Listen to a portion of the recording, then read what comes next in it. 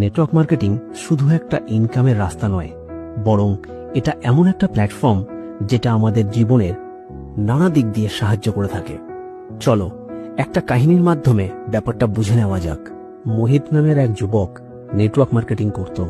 ধীরে ধীরে সে নিজের পরিশ্রম আর বিশ্বাসের মাধ্যমে একটা বড় টিম তৈরি করে। সে শুধু নিজের সাফল্যের কথাই ভাবেনি, বরং অন্যদের কথাও ভাবত, অন্যদের সাহায্য করত, তাদের অনুপ্রেরণা দিত। একদিন তার পরিচয় রাহুল নামের একজনের সঙ্গে হয়। মোহিত যখন রাহুলকে নিজের বিজনেস সম্পর্কে বোঝাতে যায়, রাহুল তাকে স্পষ্ট বলে দেয়, সরি মোহিত, আমি এসব কাজ করতে পারবো না। আমার মনে হয় নেটওয়ার্ক মার্কেটিং তাদের কাজ যাদের জীবনে অন্য কিছু করার থাকে না। মোহিত তখন শুধু বলেছিল, আজ তুমি এই বিজনেসের শক্তিটা বুঝতে পারছো না, কিন্তু একদিন ঠিক বুঝবে। কয়েক মাস পর একদিন রাত্রে হঠাৎ রাহুলের মা অসুস্থ হয়ে পড়েন। তাকে দ্রুত হাসপাতালে নিয়ে যাওয়া হয়। ডাক্তার জানায় তার রক্তের খুব জরুরি প্রয়োজন। রাহুল দিশেহারা হয়ে পড়ে, অনেককে ফোন করে কিন্তু রক্ত জোগাড় করতে পারে না।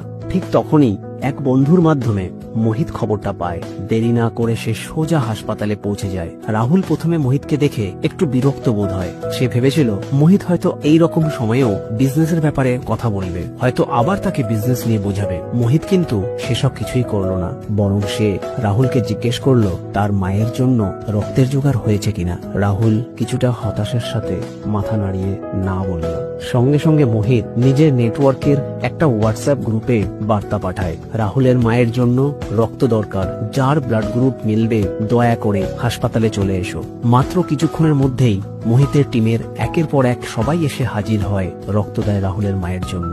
রাহুল স্তম্ভিত, এত তাড়াতাড়ি এত লোক এলো কিভাবে? মোহিত শুধু একটাই কথা বলে, এখন আমি আসছি, আর কোনো দরকার থাকলে জানিও। তারপর সে চুপচাপ চলে যায়। কয়েকদিন পর রাহুল নিজে ফোন করে মোহিতকে তার বাড়িতে আসতে বলে। মোহিত বাড়িতে এলে রাহুল তার মায়ের সামনে দাঁড়িয়ে বলে, মা, এই মানুষটা না থাকলে তুমি হয়তো এখনো হাসপাতালেই থাকতে। আর আমি ভুল করেছিলাম মোহিত, তোমার বিজনেস আর নেটওয়ার্কের শক্তিটা আমি আগে বুঝিনি। মোহিত শুধু হেসে বলল, আমি তো সেদিন এটুকুই বোঝাতে চেয়েছিলাম, নেটওয়ার্ক মার্কেটিং মানেই শুধু ইনকামই নয়, এটা একটা পরিবারের মতো, যেখানে সবাই একে অপরের পাশে দাঁড়ায়। এই কাহিনীটি সেই সব মানুষের সঙ্গে শেয়ার করো যাদের মনের গভীরে এখনো এই বিজনেসের প্রতি অস্পষ্টতা, সন্দেহ আর ভুল ধারণা গেঁথে আছে। অনেকেই ভাবে এটা ভুয়ো, এতে কোনো ভবিষ্যৎ নেই, এটা আসলে টাকার পেছনে দৌড়ানো মাত্র। কিন্তু তারা জানে না, এই বিজনেস শুধুমাত্র টাকা উপার্জনের জন্য নয়, এটা একটা জীবন বদলে দেওয়ার সুযোগ। এটা সেই পথ যেখানে একজন সাধারণ মানুষ তার স্বপ্নকে